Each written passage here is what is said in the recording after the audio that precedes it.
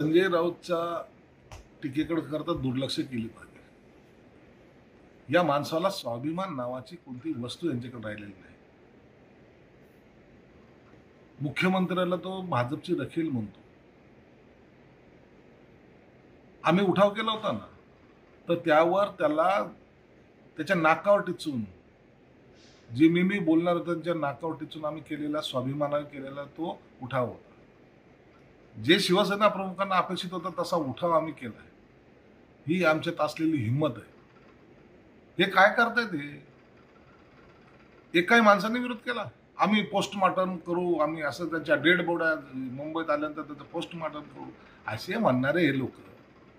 खरे तर हे आता मग मला तोंडात आमची जीभ घसरते. लाईन जी सुरू केलेली आहे ना, यामुळे हे बोलतायत. आणि हे सर्वसामान्य शिवसैनिकाला किंवा महाराष्ट्राच्या जनतेला पसंत नाही. ही संस्कृती महाराष्ट्राची नाही. म्हणून संजय राऊतला त्याची जागा दाखवल्याशिवाय लोक सुद्धा बसणार नाही. आणि त्याचा सगळ्यात मोठा जो लॉस जो होणार आहे तो उबाटा गटाला होणार आहे. आता संजय राऊत बोलताना असं म्हणाले की खोटं बोलण्याची जर स्पर्धा ऑलिम्पिकमध्ये असती तर पंतप्रधानांना गोल्ड मेडल मिळालं असतं. यांचे सगळं बाईट काढून पहा ना. हे दर वेळेला स्टेटमेंट बदलणारी जी अवलाद जी आहे ना, यांच्या सगळ्यांच्या बाईट्स काढून पहा. मोदी साहेब काय आहेत हे देशाला सांगणारे हे जे लोक होते त्यांना आता खोटं ठरवत आहेत. यांना असं वाटतं की आम्ही बोललोय तर त्याच्यामुळे जनता आमचं ऐकेल. परंतु मोदी साहेबांना देशातच नव्हे तर जगामध्ये एक मानाचं स्थान निर्माण झालेलं आहे.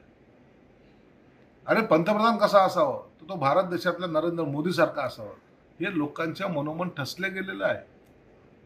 म्हणून एक ताटमानानं जेव्हा माझा पंतप्रधान परदेशात जरी जात असेल किंवा देशात फिरत असेल, लोक त्यांच्याकडे हे आमचे खरे पंतप्रधानांचे चेहरा म्हणून पाहतात. सरदार वल्लभभाई पटेलांनंतर इतका स्ट्रॉंग नेता मला वाटतं भारतामध्ये पहिल्यांदा या देशाला पाहायला मिळाला. शरद पवार यांनी काल बोलताना एके ठिकाणी असं म्हणाले, अजित पवारांच्या वाक्याला ते उत्तर देत होते.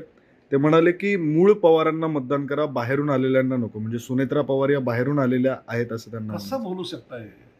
पुरोगामी ना तुम्ही. तुमची आई पण कधी बाहेरूनच आली होती ना, तिच्याच पोटी तुम्ही जन्म घेतलाय ना. मग माता जिला आपण आदराचं स्थान देतो, वडिलांपेक्षा आईला जे महत्वाचं स्थान देतो, तिची किंमत काय आहे मग तुमच्या नजरेत? महिलाचं स्वाभिमान म्हणता तुम्ही, मग त्या महिलेला ते तुमच्या आईला तुम्ही काय किंमत दिलेली बाहेरची? आई ही सर्वश्रेष्ठ असते, हे सर्व मान्य आहे. तिला जर तुम्ही आज उपरे म्हणत असाल, बाहेरची म्हणत असाल, मला वाटतं हे संस्कृतीत बसत नाही. म्हणून ह्या महिला वर्गाचा केलेला फार मोठा अपमान आहे. मी जिच्या पोटी जन्म घेतला, माझी आई, ही बाहेरून चाललेली आहे ना. म्हणजे ती माझ्या कुटुंबाची सदस्य नाही का? का ती होणारच नाही? कधी तिला मी त्या दृष्टिकोनातून पाहणारच नाही.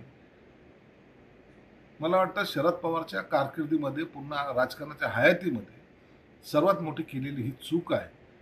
आईचं स्थान, बायकोचं स्थान त्यांना आजही त्याने दरवाजाच्या बाहेर ठेवलंय. याचं मला वाटतं महिला वर्ग निश्चित करेल.